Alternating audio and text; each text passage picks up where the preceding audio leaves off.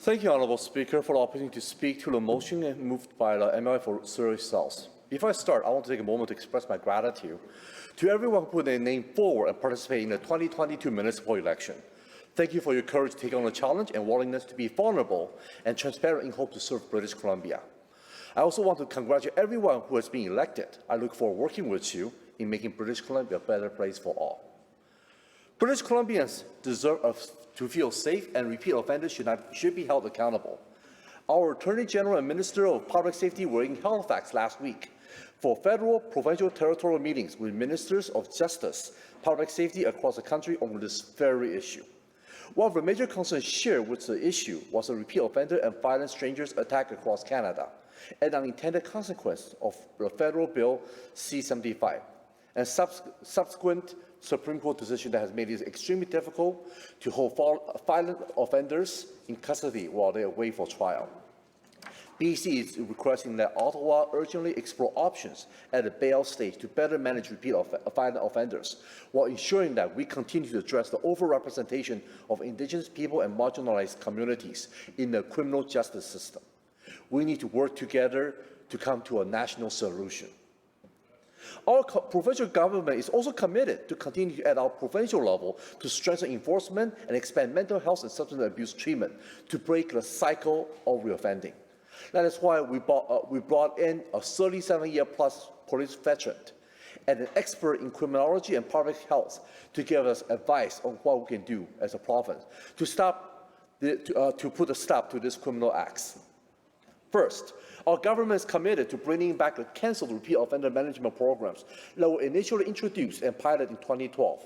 The programs demonstrated that participants reoffend 40% less during the first year of follow-up period when compared to the criminal behavior prior to the involvement in the program. The program also reduced reoffending rates for property crime, violent offences, drug and alcohol-related offences. Participants used health services, housings, and other social services more and had fewer negative conflict with police and spent less time in custody.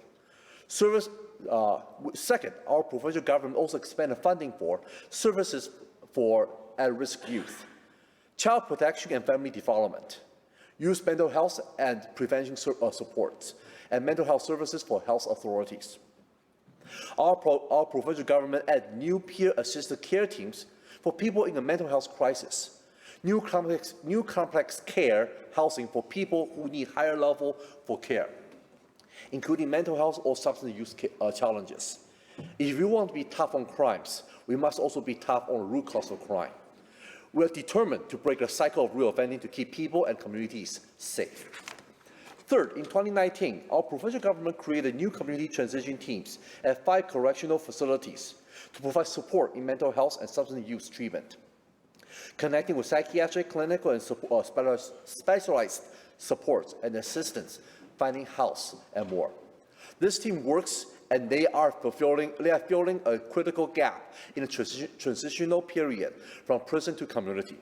Our provincial government is expanding the team to every provincial correctional facilities and expanding the services offered. An additional team member now includes social workers, nurses, peer support workers, Indigenous patient navigators. Hiring is already underway, and a new team will be launched by the end of this month. After all, the treatment and support people get in the weeks after leaving a correction facility are critical to people's success on breaking the cycle of reoffending. Our provincial government also significantly increased resources for prosecutors by increasing the budget by 30% since 2017.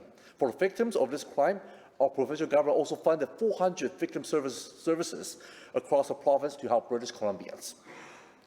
We share British Columbians' frustration with repeat offenders and violent stranger attacks. We understand some suggestion for the Attorney General to direct the BC prosecution services to take a different approach.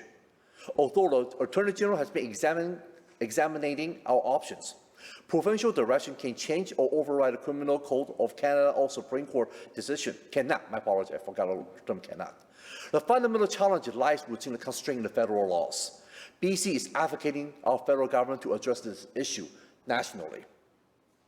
I know I'm running out of time, so thank you, Honourable Speaker, for the opportunity to speak. Thank you, Member.